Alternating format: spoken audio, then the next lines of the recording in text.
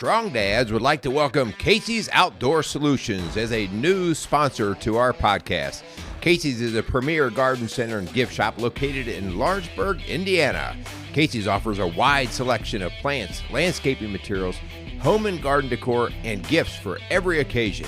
Casey's is committed to providing exceptional service, a unique shopping experience, and value to every customer. Stop in and see what makes Casey's so unique. Located at 21481 State Line Road, Lawrenceburg, Indiana, or call 812-537-3800. Let Casey's help you add beauty to your home.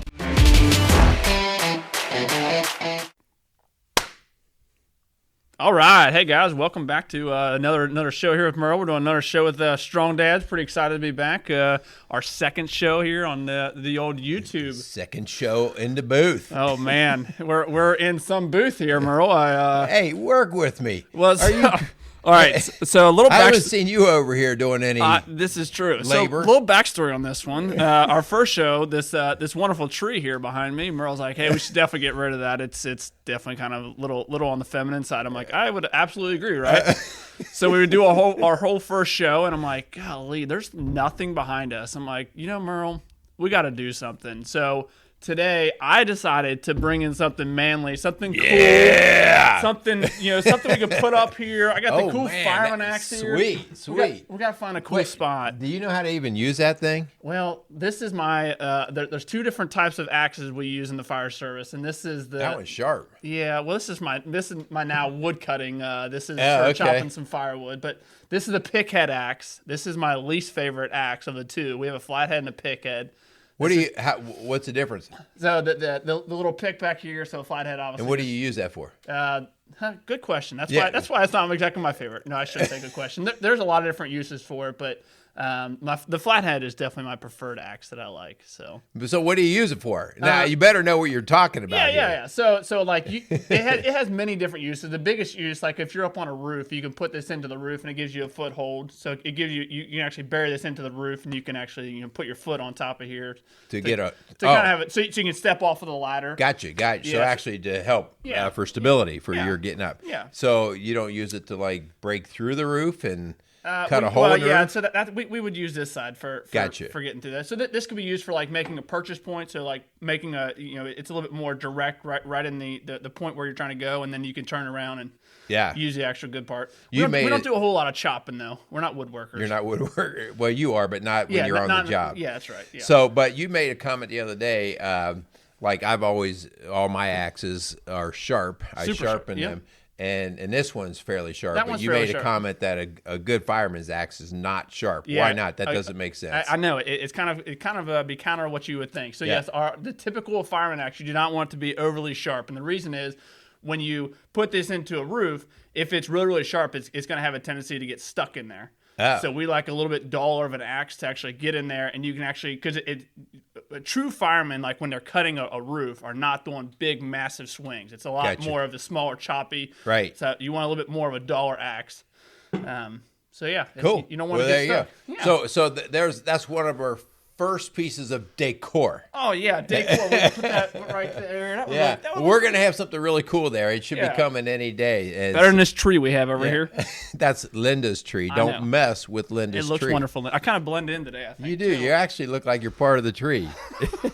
Anyways, we got way off on a tangent. Yeah, where are we going today anyway? Yeah. All right, so we are coming to you strong dads out there today with a conversation today about scars. About scars. What do our scars say about us? I'll give you a scar here, Merle. Put your toy away.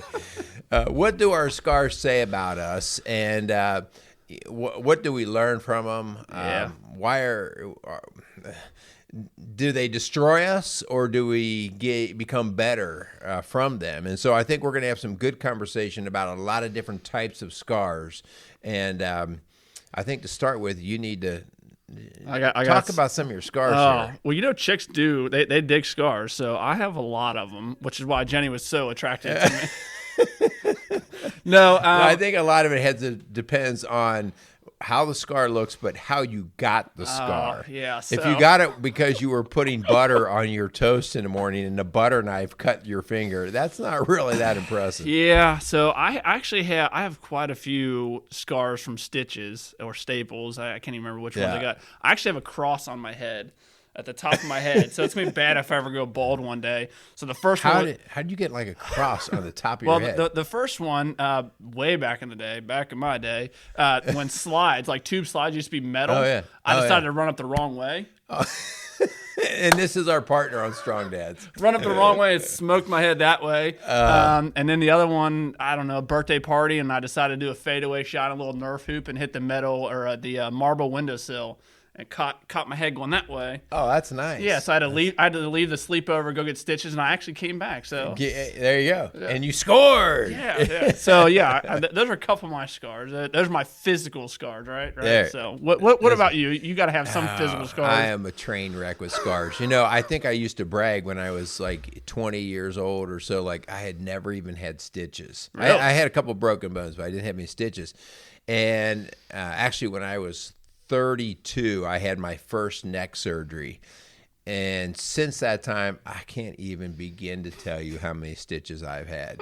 One of my, I think at least kind of coolest looking scars that you probably aren't going to be able to see very well from here, but I've had 3 neck fusions. So I'm fused from C4, 5, 6, and 7. I got one big old neck bone. And when they went in for the third surgery, they were going to go back in through the original opening, and it wasn't going to be big enough. So they went, and I don't know if you can see, but they went through the original opening, and then they cut down, and you can see like a triangle there. Oh, yeah. They took a flap of skin and just took that thing wide open. And I didn't know they were going to do that. And I came out of surgery, and the first time they took the dressing, I'm like, what'd you do? Was my head like rolling around on the floor? What'd you do? Man, you said C4? Yeah. Golly. C4, 5, 6, and 7 are all fused together. So, wow. Yeah. I wish I could brag on exactly like how that all happened, but I don't know. You gotta come up with a better story than just surgery and fusing your neck. You like the tiger bit you or something. Like, I have another really stupid one. This is funny, and again, scars might be tough to see like from where you're at, but I have a scar that goes from here all the way up and around on my arm, and this story is so stupid, but it's funny. So we were given a gift. It was a gift to hang up in our house, and it was like an old frame barn window. Okay? Yeah. And it was old single pane glass, and a lady, a friend of ours, did it for us, and she did a family tree on it. She painted a family tree with all of our family members and stuff. So it was going to be something we were going to hang up. Well, this thing was massive. I tried to put it in a couple different places, and it was just like, oh man, that's just too big. So I told Lynn, I'm like, we'll find a place here because we want to hang it up. So in the meantime, I took the picture and I just leaned it up against in our bedroom on the wall. I was sitting on the floor. I just leaned it against the wall until like we were going to get around to hanging it up. And no kidding, this is the dumbest story. This has never happened to me before. It hasn't happened since. I got up about 6 o'clock in the morning one morning, and I always kind of go to my dresser and get my underoos ready to go for the shower and everything. Underoos, like grandma and stuff. And so I go to get there, and I gave a big old stretch, okay? And I go to give a big old stretch, and I got lightheaded. I got lightheaded, and all of a sudden I lost my balance. Oh, jeez. And I all of a sudden started to fall, and the room was completely dark still.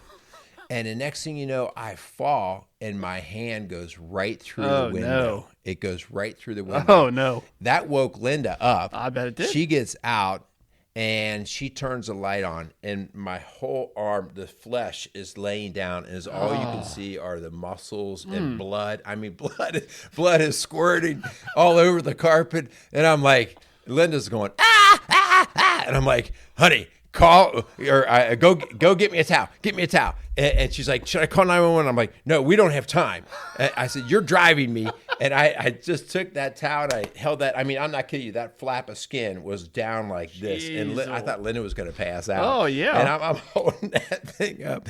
And so anyway, we left the house and we called our neighbors and said, hey, could you go in and clean it all up for us? us? Well, just put we had some stuff to put on the blood so it would stain. Yeah.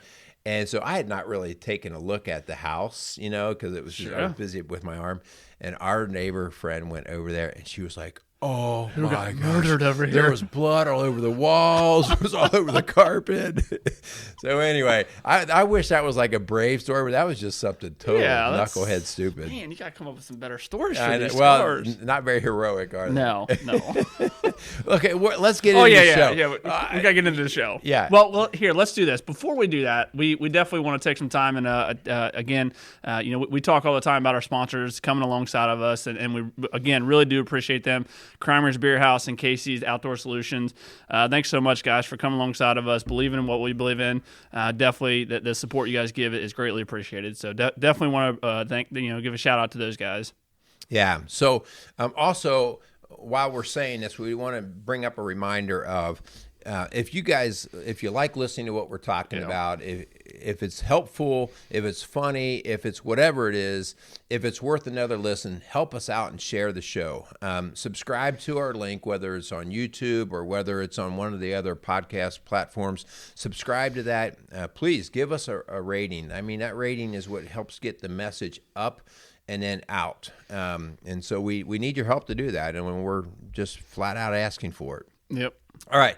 So let's talk about scars. Yeah. Let's talk about scars. We had a little bit of fun just, making fun of ourselves with our own scars. But why are scars important? And what do scars say about us? And I think as men, we need to understand what scars are really about. And there's good scars and there's bad scars. But either way, they tell a story. Okay.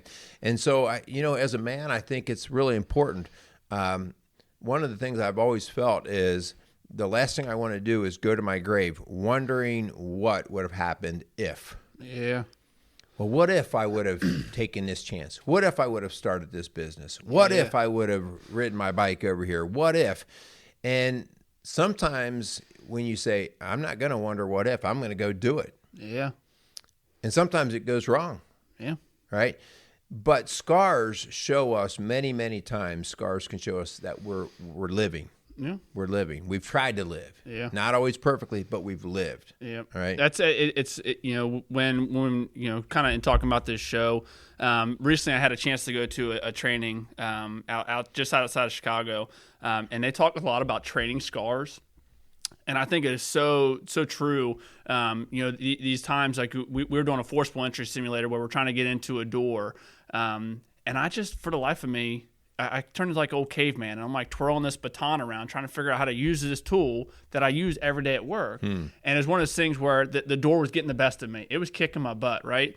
And afterwards, the instructor pulled me aside, and we were able to talk about it. He's like, hey, this isn't going to be a training scar. You're never going to forget this because this is what you were doing. That's right. And you should have tried to do it this way. And from that, I look at every door a little bit different now from that because of that training scar that I had. In a lot of ways, I've always thought of like scars as a negative thing, but man, it was such a positive experience to have gone through that and to kind of have good takeaways.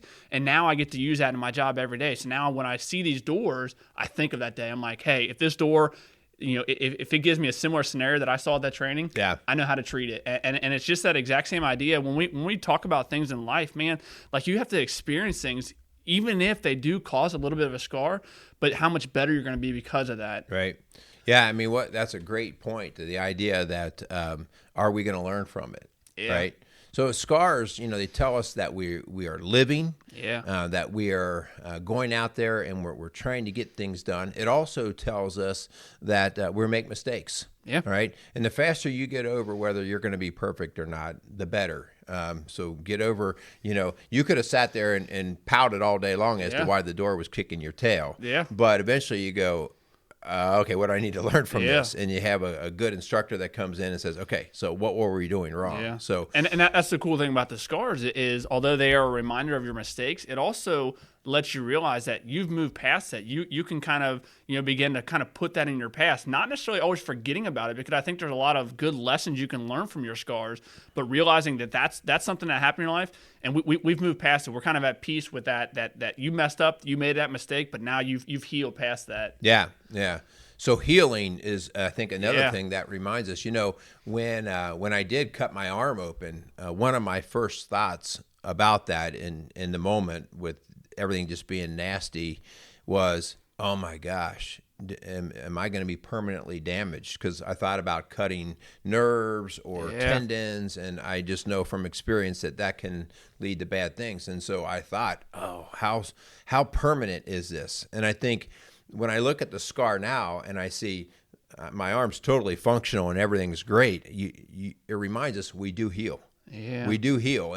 And I think in the moment, you have to understand that when you're going through a bad event, if you can get yourself removed somewhat from the event and go, this too shall heal, this too shall pass. Right. And I mean, and a lot of what we've kind of been talking about are more of the physical scars.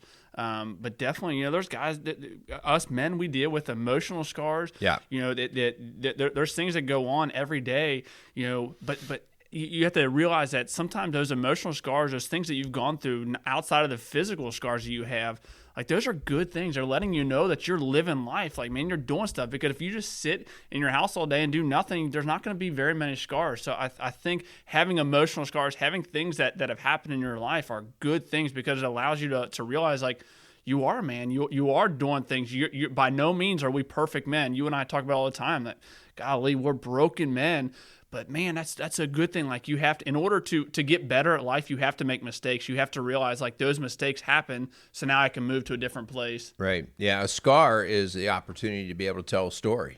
Absolutely. To tell the story later. And when you tell a story, the story brings wisdom. Yeah. And that's so much of what, I could tell you about a trip that I would like to go on, climbing a mountain or whatever, climbing the mountain. But how about if I showed you the scars or shared with you the actual stories of the experience, the good, the bad, and the ugly. So that's why it's so important. Scars are proof. They're proof that you've been living. Mm-hmm. And in the gospel, in John 20:24, this is when Jesus has already died on the cross, and he's risen. And all of the apostles are gathered back in the room, and they're just kind of lost. Like, now where do we go from here? And we're a little bit just worried, because the idea that we're going to be accepted by the community is not very positive. And so Jesus appears. Yeah. And they're all blown away. Yeah. And here he is. He's resurrected, and he's back. Okay. Yeah. And Thomas is like, no. Yeah, that's not Jesus. Yeah. I mean, you're not going to pull that one over on me. And I just want to read through here, because I think this really helps us understand why our scars are important. Okay. So it says, this is John 20:24 through 29. Now Thomas, one of the 12, was not with the disciples when Jesus came. So the other disciples told him, "We have seen the Lord." But he said to them, "Unless I see the nail marks in his hands, and put my finger where the nails were, and put my hand into his side, I will not believe." A week later, his disciples were in the house again, and Thomas was with them. Though the doors were locked, Jesus came and stood among them and said, "Peace be with you." Then he said to Thomas, "Put your finger here. See my hands. Reach out your hand and put it into my side. Stop doubting and believe." Thomas said to him, "My Lord and my God." Then Jesus told him, "Because you have seen me, you have believed. Blessed are those who have not seen and yet have believed." The scars are what it took for Thomas to actually believe and to see the story and to see it come to life. And so that's why Jesus' scars mean something to us. Your scars mean something to yourself, but to other people too. And I think that's important. My scars are things now that I do want to share with other people, that I do want to share especially with my kids, because they prove what you have been through. Yeah, I think that's a great point you're making, Merle. Man, I mean, if you guys are out there and you have scars, you've gone through stuff in your life, like we have to share those with our spouse. We have to share those with our kids. Like that's the way, that's how we can move past those, and those scars, you can begin that healing process, because the scars are there. That's part of the healing process. But the other side of that, in order to move past that, is there has to be, kind of this time where you're sharing, you're open, and you're being honest with your wife, and you're letting her know that these are scars that you've gone through. And man, what a great opportunity for you and your spouse, or you and your kids, to take those scars and turn them into something so positive. Especially if you've gone through periods where you've not always been the best dad to your kids, or there's been times where you've been absent in their life. Like, what a great opportunity to take those scars that have happened for your kids and turn it into a positive. Like, openly admit that you were in the wrong with your kids. I think it's a great opportunity. There's times where I have to go to my girls and say, I'm so sorry that I yelled at you this way. I'm going through a time where I'm not sleeping very much because of work, and I'm missing meals. Like, those are the times where I get so frustrated, and I sometimes I snap my girls, and those create those little scars in my girls, and I have to realize that, and I have to take that opportunity to go back, just like Jesus did. Like, Thomas, come over here, put your hand here. Like, let's Here's the proof. Exactly. Yeah. Here's the proof. I mean, what a great opportunity to go to your kids, go to your spouse, and openly admit your flaws, those scars you have, and begin a healing process. Yeah. So we're going to go through and talk a little bit about, more specifically, about the different types of scars.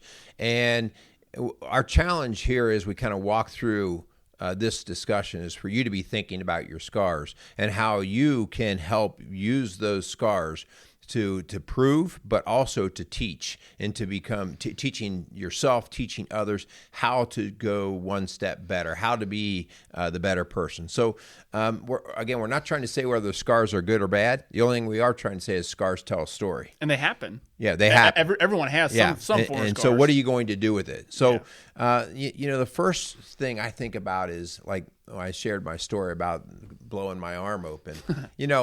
Are your scars from reckless living?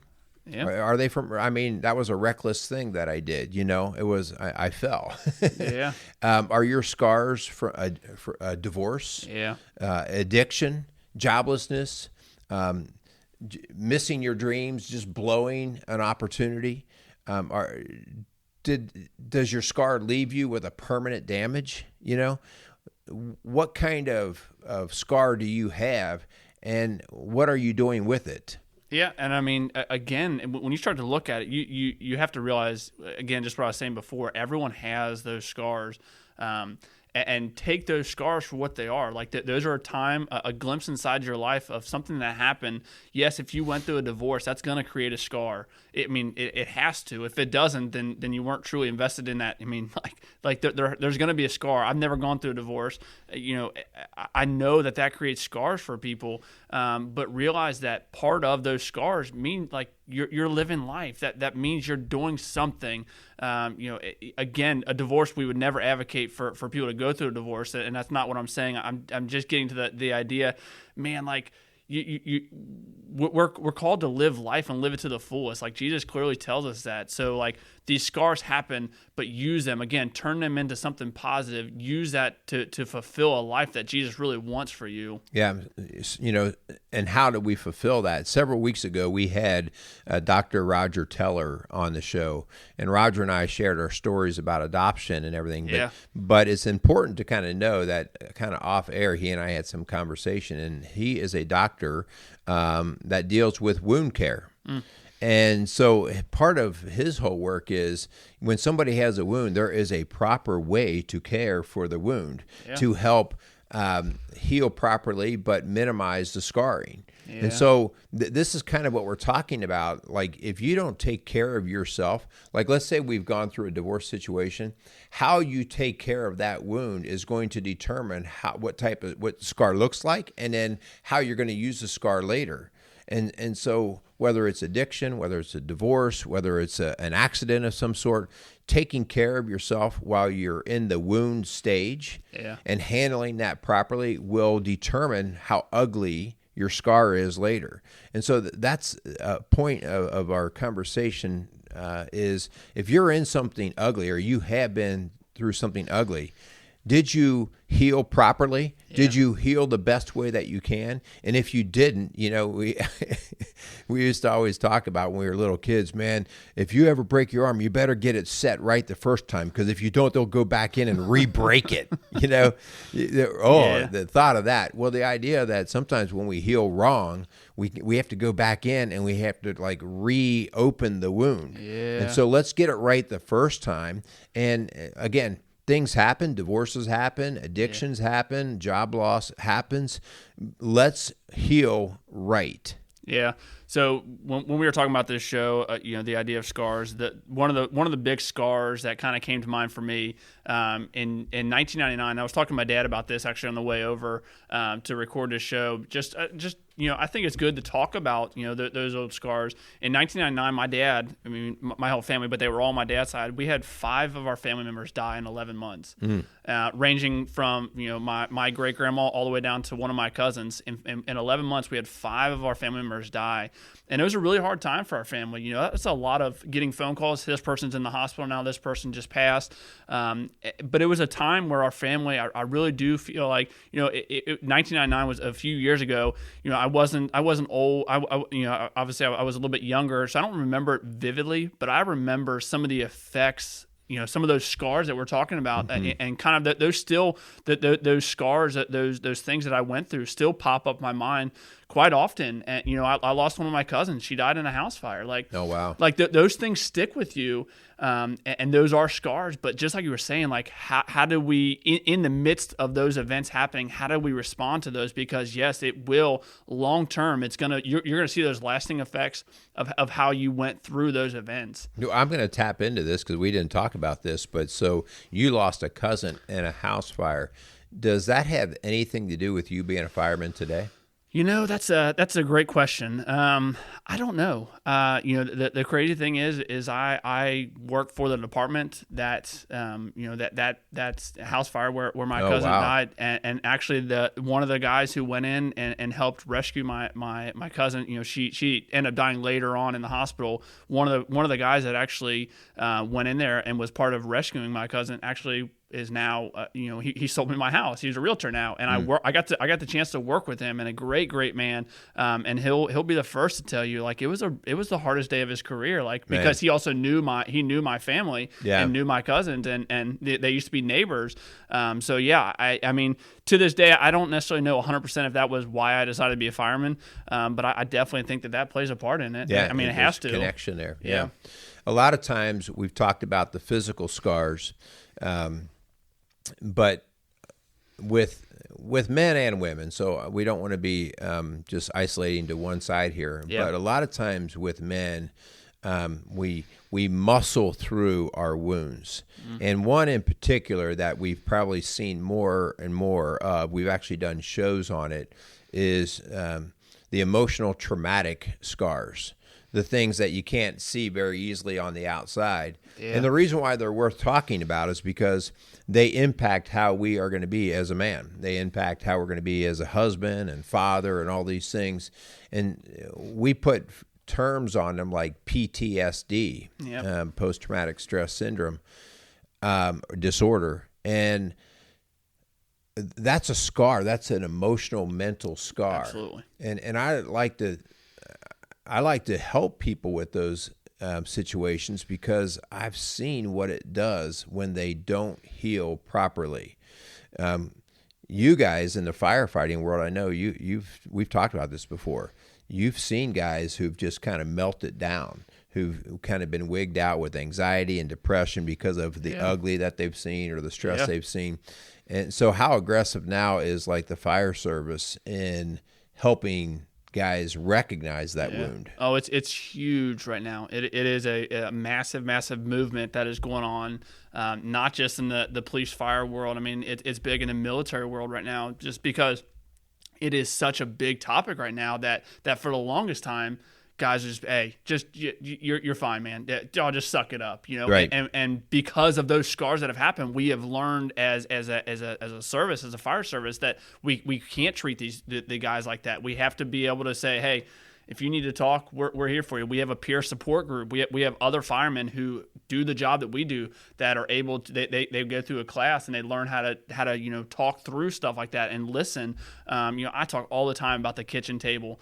I'm telling you, Merle, like that kitchen table is that's my peer support. I go there every day. I go to work and I'm able to, like, we get back from a bad run and we'll talk about it and we'll discuss, hey, how do we get better? How the next time should we, treat this patient? And because of that, because of openness of willing to talk about it, just like you were saying, then it doesn't turn into depression. We're able to kind of stop it right. I mean, yes, those thoughts, those patients, those runs I've gone on that are always going to be in my mind, like I'll never get rid of those.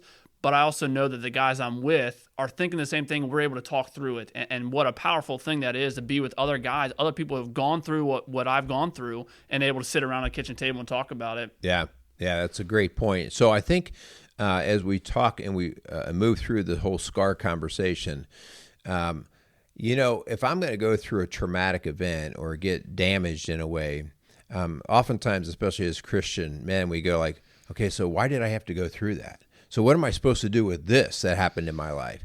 And I think that's a worthy question because that very well could be used for a purpose. Yeah. I could just be mad and angry for the rest of my life as to why it happened to me. Or I could say, okay, what do I need to do with this? And I think that's the next part of our conversation. Are you able and willing to make your scar a worthy event? Yeah. Meaning, are you going to use it for something good? Like you just said, you said the kitchen for the firemen. I'm thinking of the locker room for the athlete. I'm thinking of the debriefing room for the military guys that just came out of a combat exercise. I'm thinking the lunchroom at work for the guys that work in the factory. These are all places where you bring the wound to the surface, and then you have the opportunity to learn from it. And if you don't do that part, and that's what we found like with the PTSD, if guys don't do their part in putting that wound in its proper care, it just it festers all those years. You see guys, for the last 30 years, I've dealt with this issue, okay?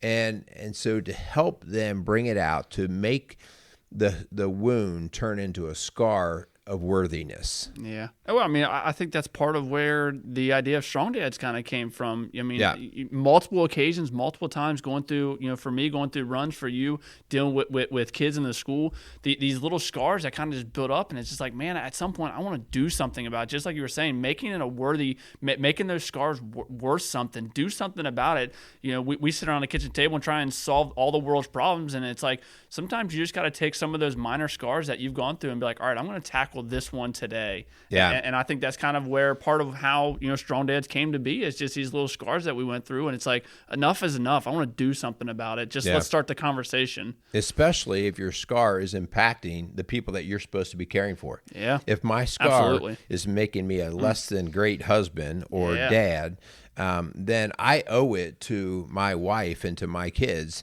to deal with and heal my scar or my wound better, okay?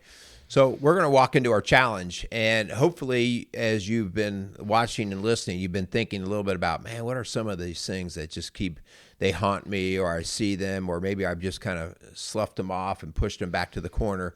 What are some of these for me? And I challenge you to look at some of your scars. The physical ones, yes, but really probably more importantly in a lot of ways are the mental ones, the emotional ones, the spiritual ones. What is a spiritual scar? Think about how angry you could be at God. There's a lot of atheists that I've listened to over the years, and they actually, when they talk about God, they get angry. Like, there is no God, blah, blah, and I'm like, why are you so mad over something that doesn't exist in your mind? Right. So it's very interesting, but that's a scar. Yeah. And to help handle that, but to understand whether you've been held hostage by that scar. So I challenge you to be unfolding some of your own scars, whether emotional or spiritual or mental or physical, and just bring those to the surface and think about what you need to start the healing process, or get it back engaged, or finish it if it didn't get the finish. Right. And part of that healing process, you definitely, you need to start admitting that those scars happen. I would really encourage you guys, man, throw him on God. Like, he's a big enough dude. He can take him. He's got broad shoulders. He can come alongside of you. Put those on him. Let him help that healing process, because I promise you, he will help you. He's not going to leave you stranded. It may be very cliche to say, "Oh, just give it to God and he'll take care of everything." But I also think the other side of that is God wants us to do something as well. Right. He doesn't just want, basically, here, God, you take it all, and then God will take care of it. He wants you to come along for the ride. So I would say, definitely first admit that those scars have happened, and quit letting them take hostage of your life, man. Give them to God. Let him help you. Let him come alongside of you as you work through it yourself. Let him be a part of that process. Yeah. In closing up, I want to make a statement about the worst scar that there is. The worst kind of scar there is really a man that has no scars. The worst scar is the man who has sat back and done nothing to very little, who has not taken chances, who has not taken risk, who has not gone out in front, who has not gotten dirty. The guy who has lived a life with no scars. That's the worst scar. That scar will actually eat at that man forever, because he has not lived. And so I challenge you that if you kind of look around and you've lived this super, super, super safe life, and you've always been about being safe, what are you doing? What are you doing? Christ got dirty. We get dirty. We all fall. We all make mistakes. Being safe is one of the worst scars that you'll have. And I want that in the proper context. We're not talking about living a reckless life. We're talking about going out and living, and not just trying to be safe. Yep. For sure. We definitely appreciate you guys listening, tuning in.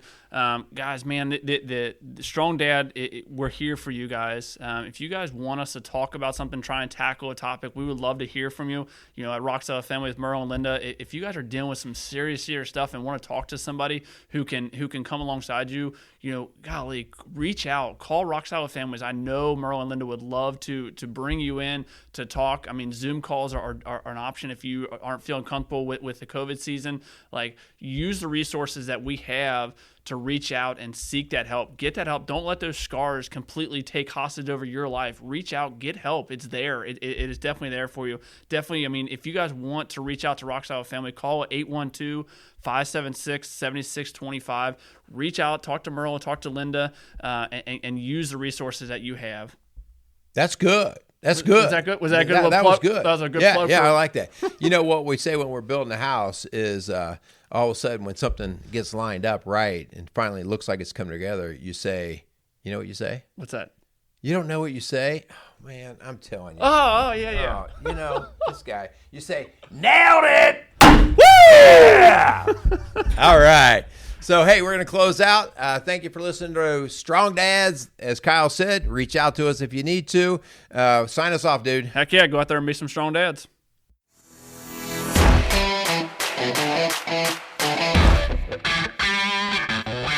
Hey, this is Kyle Crawford from Strong Dads. Strong Dads podcast would love to thank the Crimers Beer House for coming alongside of us. The Crimers Beer House was started in 1982 by the Crimer family, and since that time, they have definitely become a Cincinnati favorite. So if you're looking for an incredible meal in an incredible setting, definitely go down to Route 128 and check out the Crimers Beer House.